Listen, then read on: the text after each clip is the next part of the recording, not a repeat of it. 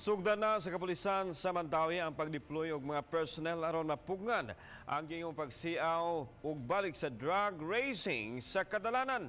Ang report ni Nico Sereno. Karong weekend mupakatap na ang Mandawi City Police Office ug personnel sa Reclamation Area. Labi na sa 10 oras sa kagabhion ug sayo sa kadlawon kundi indunay gika-report nga mohimo og drag race ug pagsaba-saba. Tungod kay delikado ang maong gimbuhaton, si City Police Director Julian Entoma mibahad sa mga mohimo niini. Kung gusto silang subukan ang ato ang whole of government approach, mga stakeholders nga involved ani, pwede lang suwayan og magkadlaw.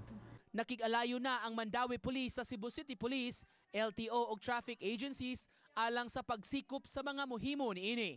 Ang ba nila si motor or na mga sakyanan kung There are times na sa mga sports car nila nga kaning mga auto, mga ilan ang gilower og mayo. Mato ni Vice Mayor Carlo Fortuna, daghang makalapasan sa city ordinances ang mapahamtang sa mga madakpan nga magpahigayon sa drag racing. Overspeeding, it's all existing.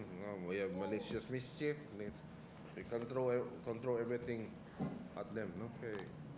That's reckless driving. Reckless driving, drag racing ka, that's reckless driving. Uban ni Godfrey Relien, Nico Sereno, Balitang Bisdak.